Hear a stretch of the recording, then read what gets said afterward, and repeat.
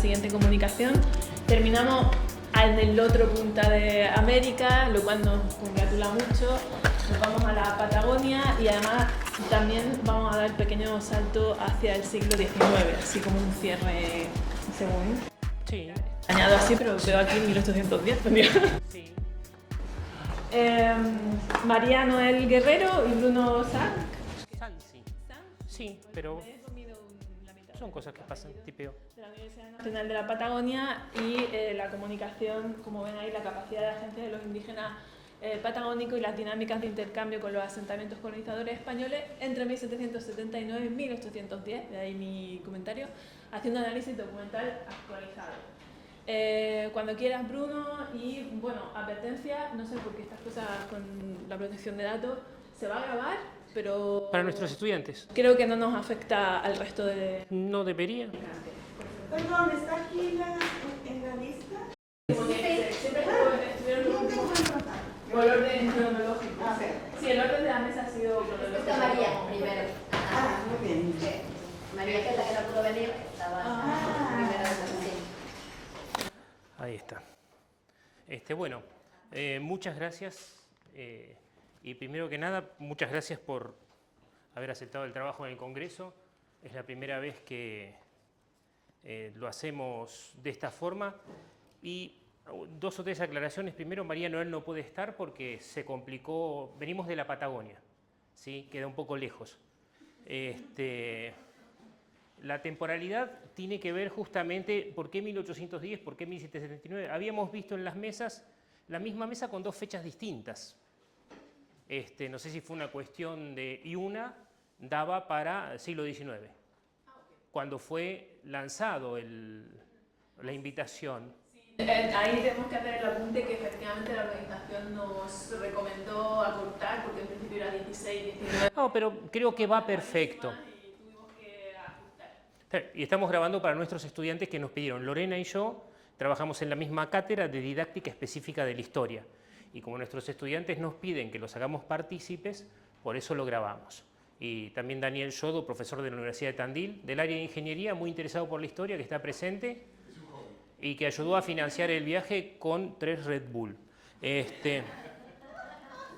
Así que, ¿qué les iba a decir? Bueno, dos o tres cuestiones. Y yo vi que la temporalidad es importante en la diferencia de las cuestiones que ustedes presentaron y las que estamos presentando nosotros. Sí, pero no. Digo, sí, pero no, ¿por qué? Porque la Patagonia, ¿sí?, es un espacio que se puede inscribir dentro de lo tardo-colonial, pero al mismo tiempo no. Digo, ¿por qué sí y por qué no?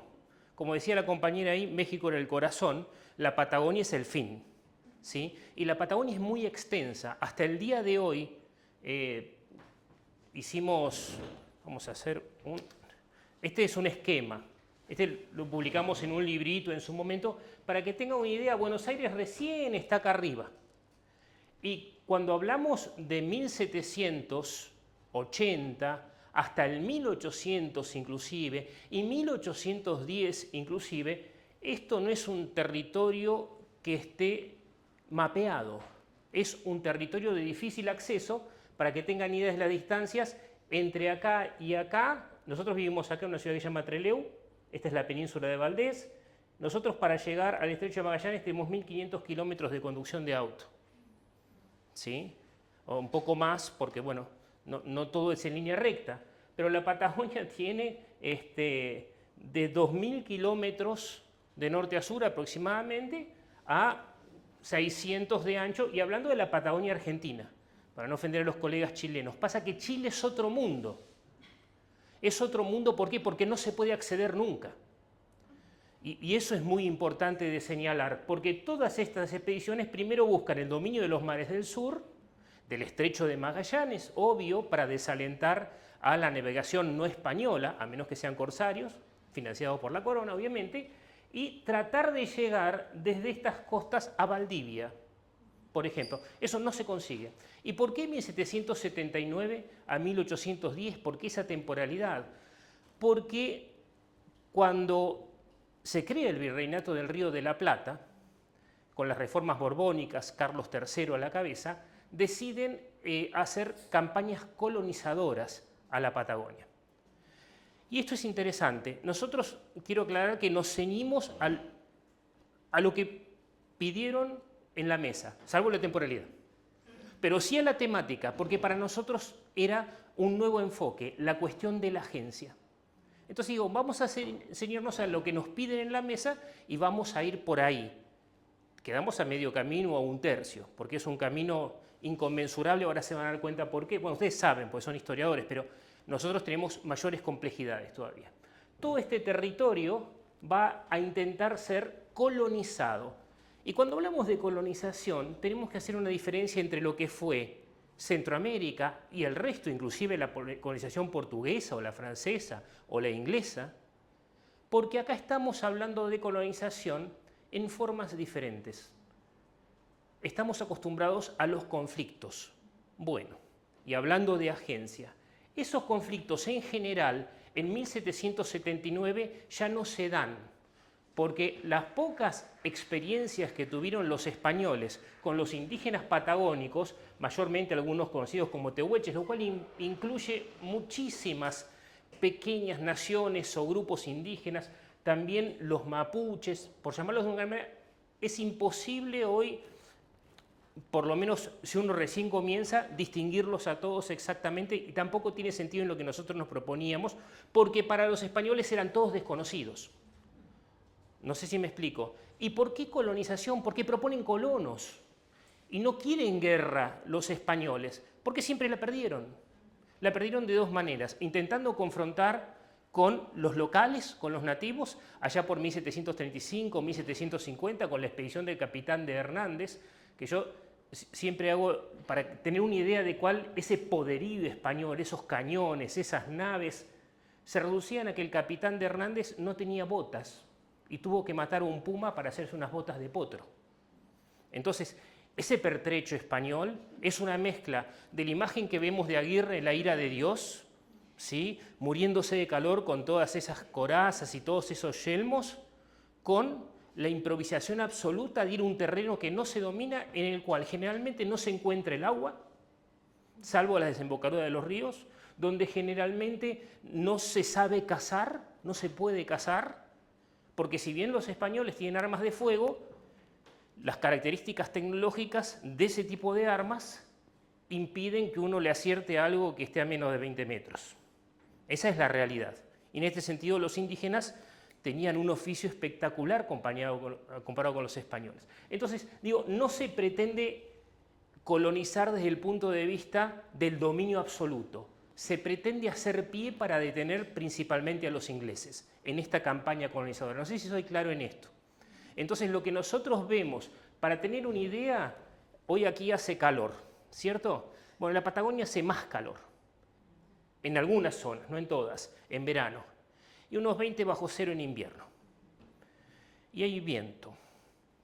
Y básicamente esto es costa, hay muy pocos ríos en el medio, y esto es lo que ellos llaman desierto. No vamos a hablar de desierto como si no hubiera gente, ¿sí? No vamos a entrar en eso. Pero sí, si uno piensa Castilla-La Mancha, España, o Israel, es un intermedio. ¿Se entiende? Es un intermedio, ni tan poco habitable como Israel, ni tan verde como Castilla-La Mancha. ¿Sí? Entonces, ¿qué pasa? Se lanzan las expediciones. Esas expediciones se hacen desde el poder central con el objetivo de dominar el estrecho y de asentar colonias autosuficientes. Las fechas están más o menos correctas. Por ejemplo, Fuerte del Carmen es lo primero que se crea, San José es lo primero que se crea casi sin querer. La idea era asentarse en el Río Negro. Se había negociado con los caciques. La corona española negoció con los caciques más poderosos para que ellos permitan el establecimiento de los españoles. Y eso fue en el Río Negro. Juan de la Piedra sale en 1778, a finales, y tiene la desgracia de olvidarse un barco en la salida, porque las velas del tercer barco van en la del primero, cosas que pasan.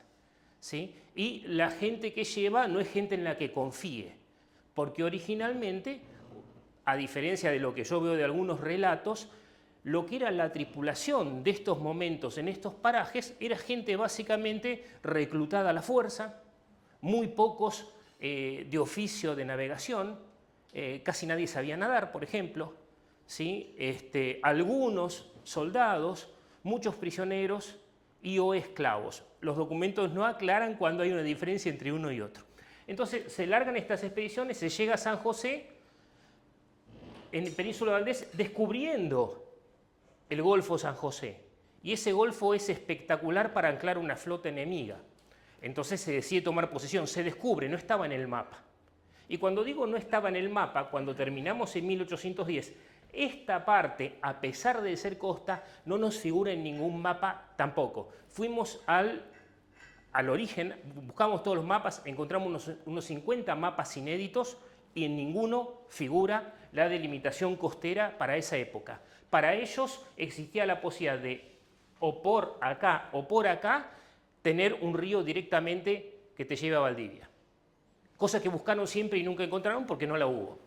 Y ahí vamos a ver cómo los indígenas, los nativos, influyen en esta visión y esperanza, cómo juegan con la esperanza española.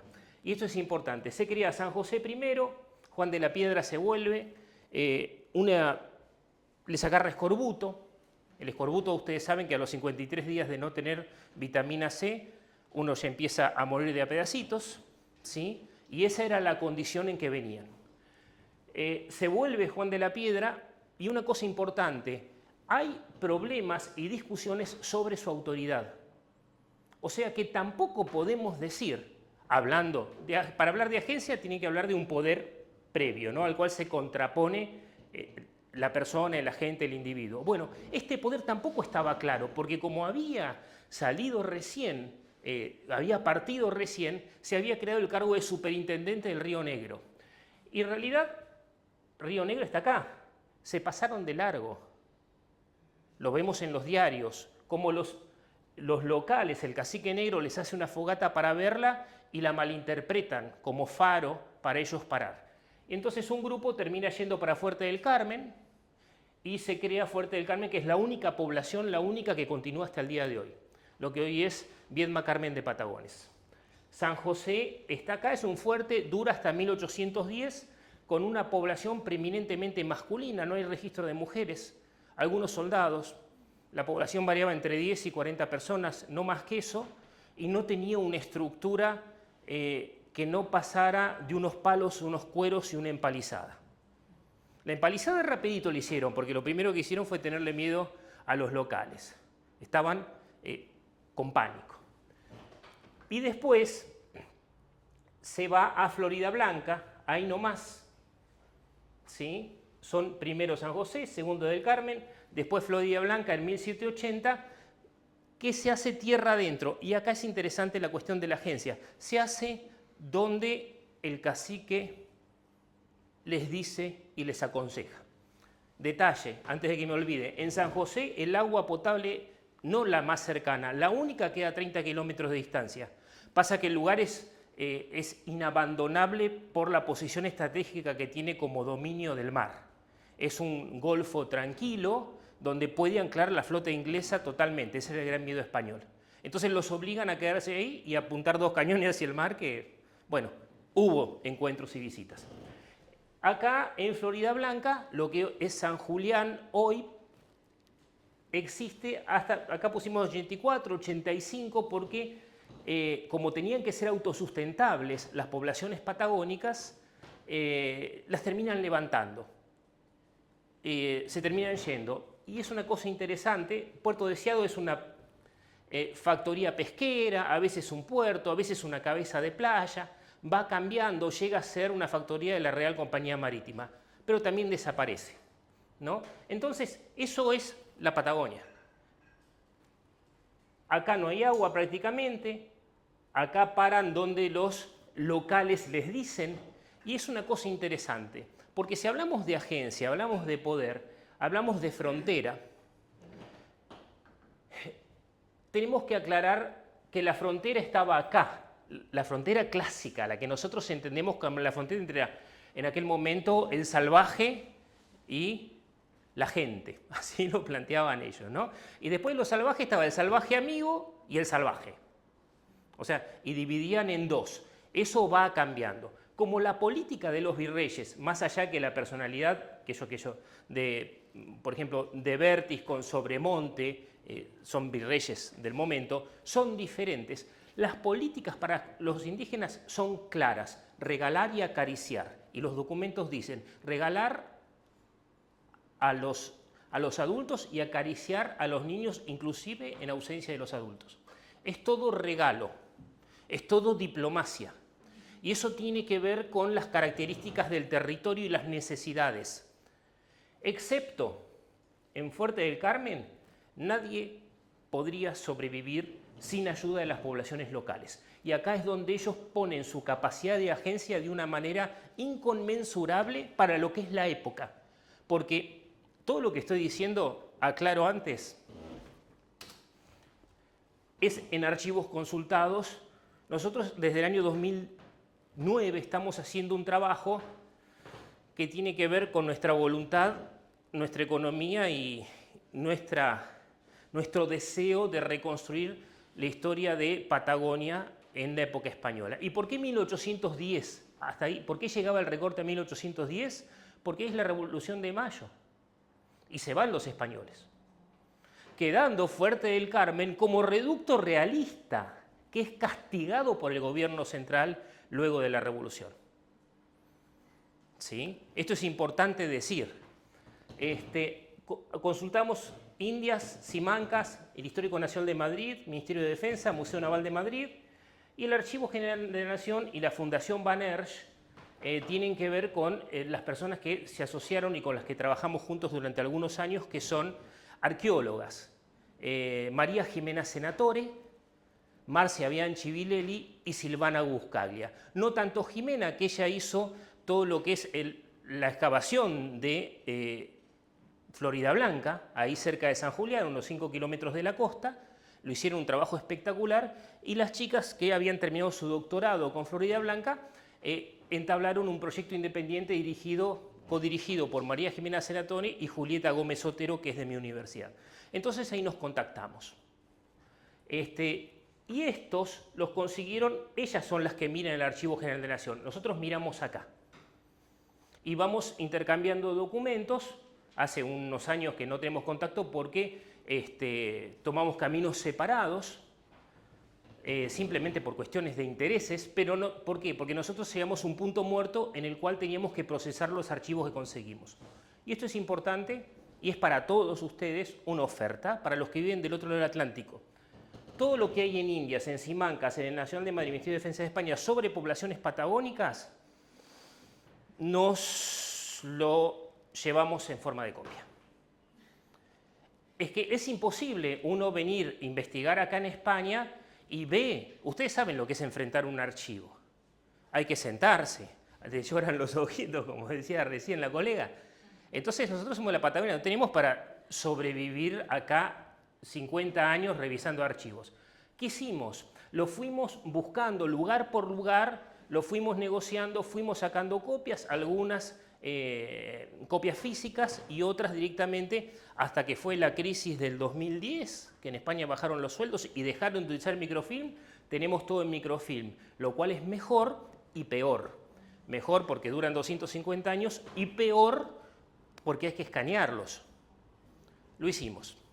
Por eso descontinuamos la comunicación con las chicas, con las arqueólogas, porque estamos dedicándonos a eso de forma casera. Así que conseguimos procesar unas 11.000 imágenes de archivo. Y eso tiene que ver con por qué estamos acá también, porque creamos en la Asociación Española de Trelew, que es de mi ciudad, la Asociación de Socorros Mutuos Española, creada por inmigrantes españoles, creamos una institución nueva que está en formación, pero que ya está aprobada, que es el Instituto Cultural Iberoamericano de la Patagonia. Ahí vamos a disponer todos los archivos para todos aquellos que quieran investigarlos. de forma gratuita. Lo único que van a tener que hacer es citar, pues ustedes saben que cuando pedimos un archivo nosotros firmamos una cuestión que tiene que ver con la propiedad. Los van a poder ver. Si los quieren citar y o publicar, piden permiso de los archivos españoles. Y ahí está la discusión de la soberanía, ¿no? De quién son. Entonces, bueno, esto se los decimos a todos. Off the record, hacemos un paréntesis, la oferta incluye 10 días gratis de alojamiento. Es verdad, ¿eh? Vieron que los mexicanos dicen mi casa es su casa. Acá es verdad. Y los abordajes, porque digo, ¿qué hacemos con estos documentos y cómo trabajamos la cuestión de la frontera y la agencia? Hay unos tradicionales que tienen que ver con lo que se escribió en el 84, en el 60, 95, Dumrauf, Rato, Barbarruiz. Son miradas institucionalistas y que resaltan la gesta, porque tienen que ver con el orgullo nacional, aunque sea de los ancestros o lo que sea. Entonces, es la historia institucional, positivista, a la que estamos acostumbrados, sin criticar lo positivista, pero que no buscaba más que destacar la gesta. Y en algunos casos, tardíos, en el caso de Bandieri, que es un trabajo muy bueno, buscaba repensar regionalmente la Patagonia, cosa que era imposible porque cada asentamiento está aislado y tiene sus propias características. Y la capacidad de agencia de los sujetos en uno no es la misma que en la de los otros. Esto es importante de señalar. Por ejemplo, Florida Blanca es un lugar donde la Ilustración estaba presente, la de más al sur, donde las familias se tenían que comportar. Y María Jimena Senatore descubrió que los hermanos Bedoya se relacionaban entre sí. Entonces los agarró la autoridad, al hermano Bedoya lo mandaron al fuerte más cercano, que quedaba a 1000 kilómetros, y a la hermana la casaron con un peón, porque era importante que se viviera como se predicaba. Y en esos 4 o 5 años que dura la población de Florida Blanca, tenemos una constitución social casi encriptada e ideal dentro de lo que son en ese momento las cuestiones éticas y también legales de los españoles. Mientras que en el fuerte de San José es un descalabro, porque hay solo hombres. Bueno, la misma costa, en Florida Blanca no dejan que las mujeres vayan a la costa, son 4.000 metros, porque están los marineros y el almacén principal. Y esa gente no es gente de bien, son marineros. ¿Se entiende? Entonces hay un encapsulamiento de esa sociedad. Lamentablemente se levanta porque como tardaron tanto, también ellos tuvieron escorbuto y los nativos los salvaron. Es más, descubrieron las arqueólogas, por eso en estos abordajes integradores que yo digo que están sobre la cuestión, los trabajan mayormente historiadores, antropólogos y lingüistas. Pero estos, que yo considero los más relevantes para nuestro trabajo de base, son los que hicieron las arqueólogas, tanto Julieta como María Jimena Senatore, como Marcia Bianchi Vilelli, Silvana Buscaglia y Maschov, creo que se llama María. Ella no la conozco en persona, con las demás hemos trabajado. ¿Por qué es importante la arqueología? Porque nos sitúa en contexto material. Entonces podemos ver los intercambios. Y, por ejemplo, descubrieron en Florida Blanca que los españoles no sabían cazar guanacos. Son llamas, animales, son camélidos, corren rápido, son muy difíciles de atrapar.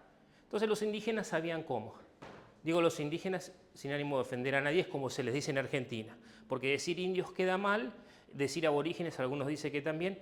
Entonces vamos a llamarlos indistintamente de diferentes maneras, sin ánimo de ofender a nadie, porque es como los llamaban a veces los que describen los documentos, le decían indios, a veces salvajes, ¿sí?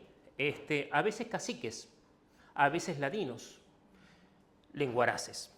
Entonces, ¿por qué es importante esto? Porque se pudo comprobar arqueológicamente que lo que decían las fuentes, que las tenemos, pero no conseguimos obviamente analizar 11.000 documentos, están ahí para ser vistos.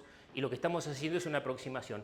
Lo que se pudo constatar, por ejemplo, era que venían las tolderías del cacique Julián, por ejemplo, y dejaban a los niños y a las mujeres al lado del fuerte acampando, justo al lado del fuerte, y se iban a casar con los hombres.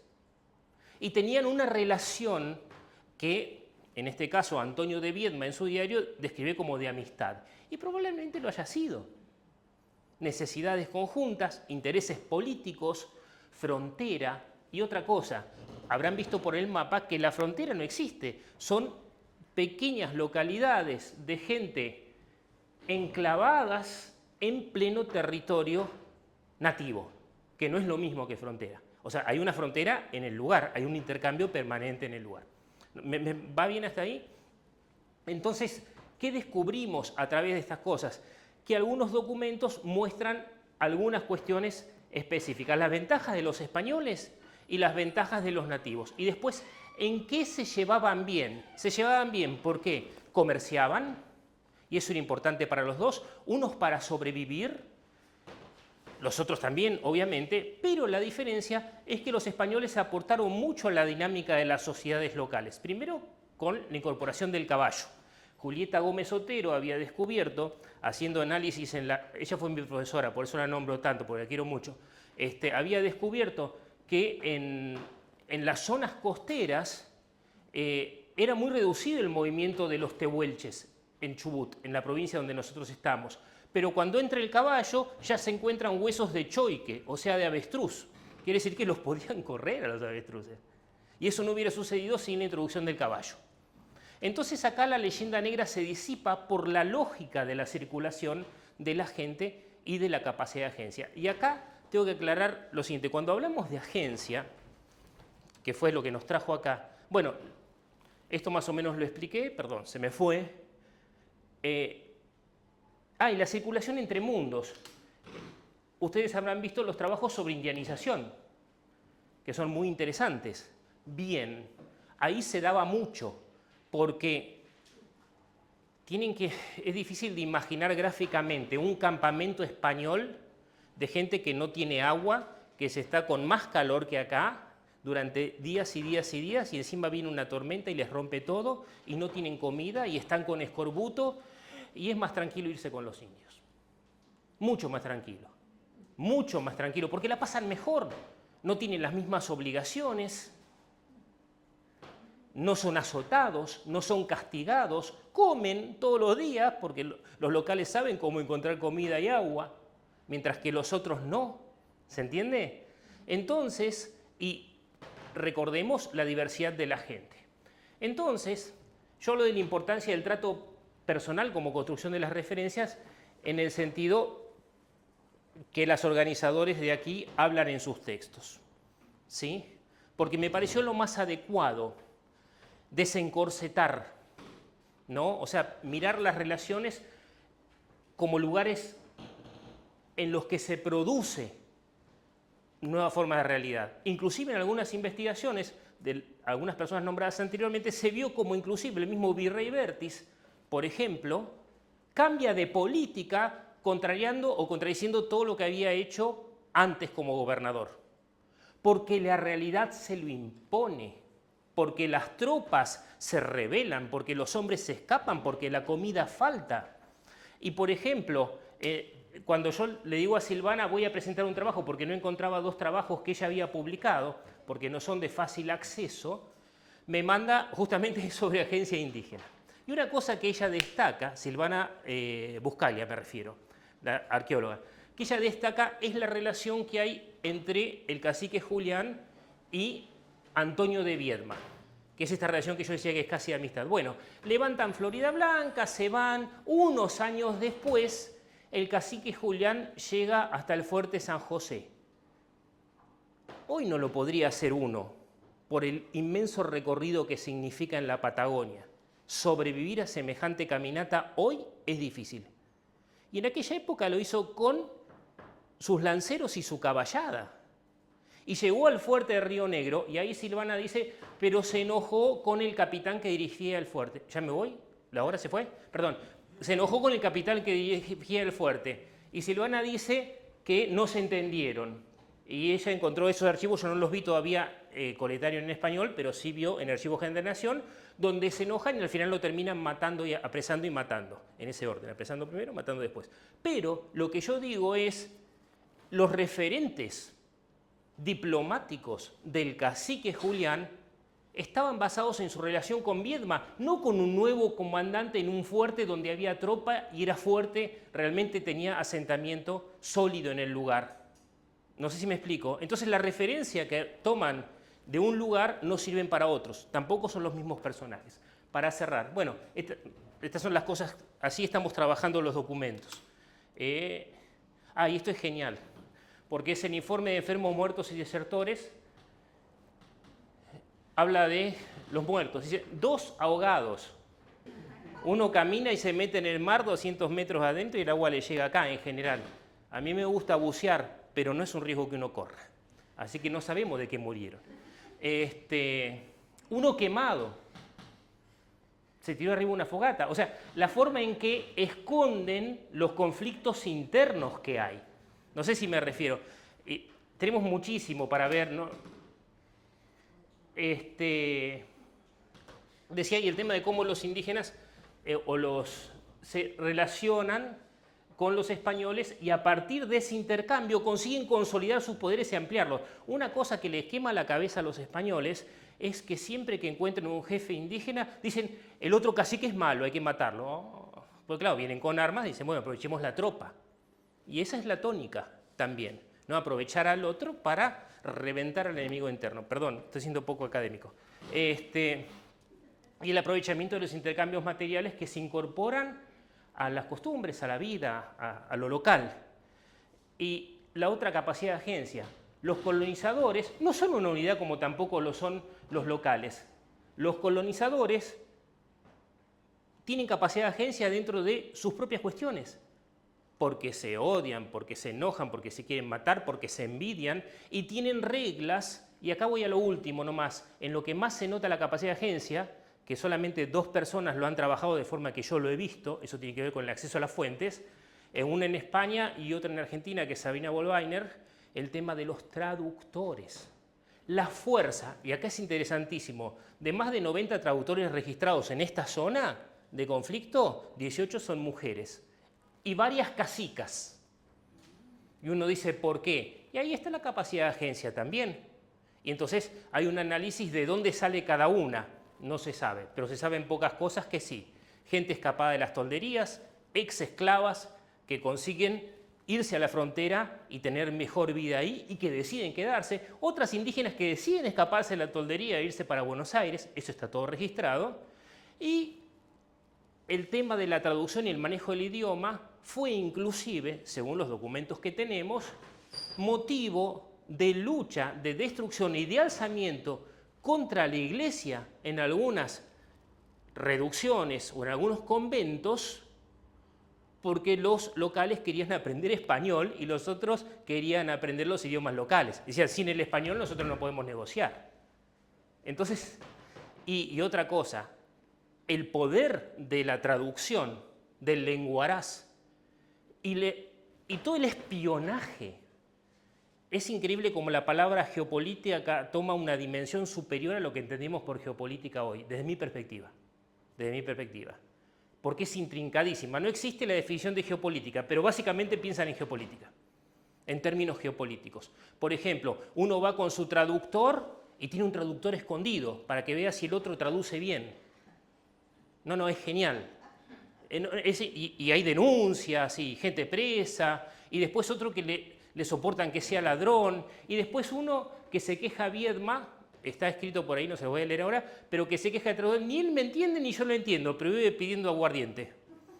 Así que, ¿no? Y cosas así espectaculares, ¿no? Así que bueno, y la agencia dentro de lo que es la colonización. Ya cerré. Sí, perdón.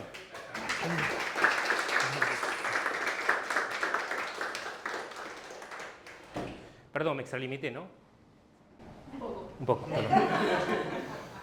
Ok, lo que hacemos, si les parece bien, unimos ya los minutitos de pregunta para Bruno con el debate final, que ya pues sin tiempo, con toda la paciencia, pero sin tiempo, si nos lleva un poquito más de lo previsto, no pasa nada.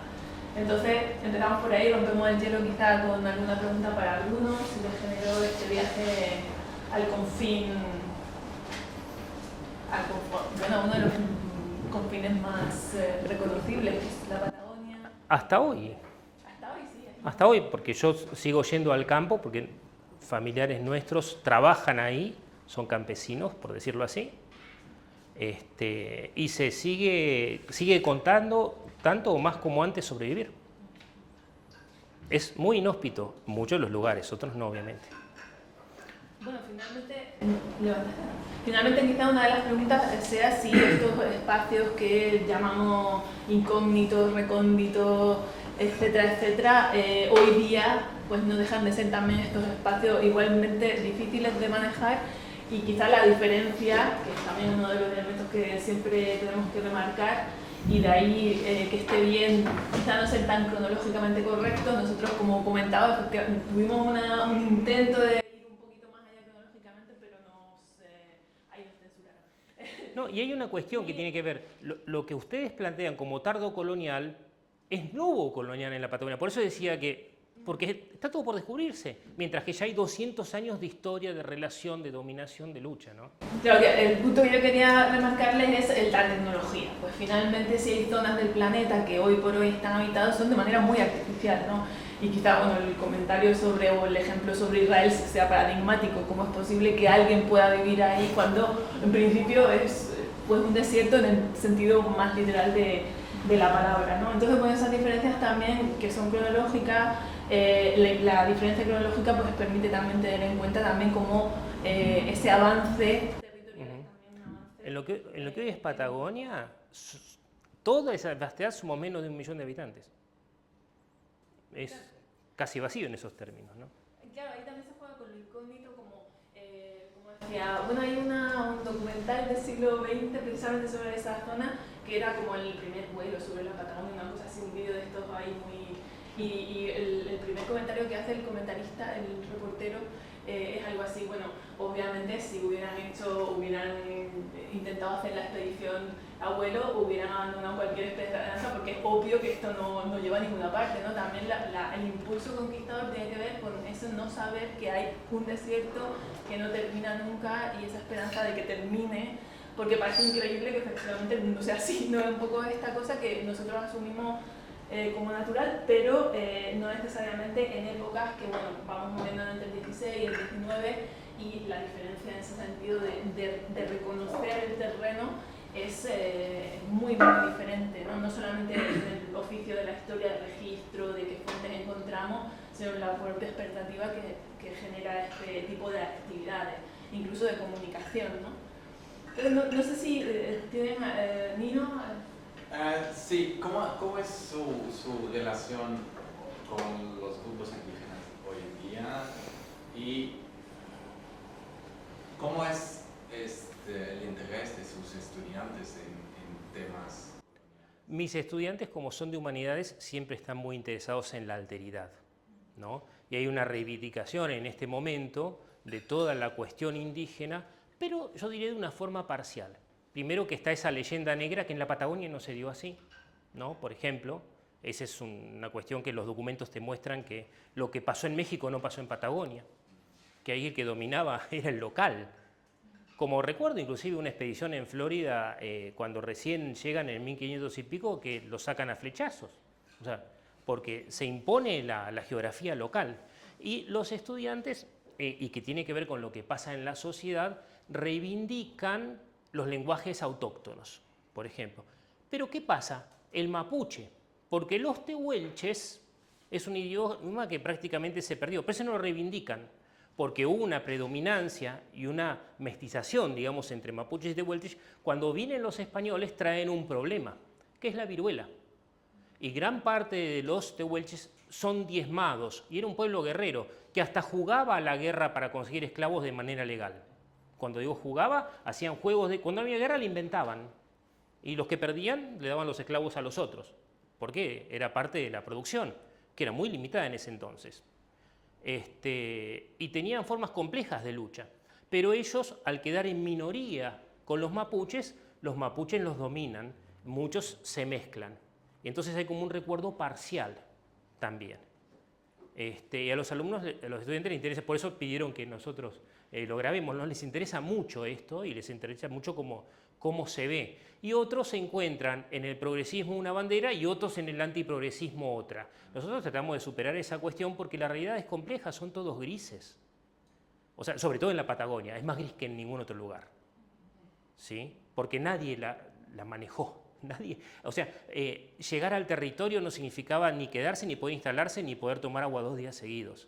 Era estar siempre de prestado. Decía Villarino en el diario, estoy contra la espada y la pared, porque él para remontar el Río Negro, en la siga, o sea, cuando se remonta a contracorriente, eran sus hombres los que llevaban la embarcación. Y dice que enflaquecieron en 11 días lo que en otra campaña en 45. Estaban destruidos. Necesitaban de los indígenas para que les den caballos. Y esa es la importancia también del archivo, ¿no? Que Sí. Sí, por eso nosotros lo que decidimos es llevárnoslo como si fuera un supermercado, porque no teníamos tiempo de analizarlos, y ofrecerlos para todos, y abrirlos para allá, que todos tengan la oportunidad de verlos, ustedes y los locales.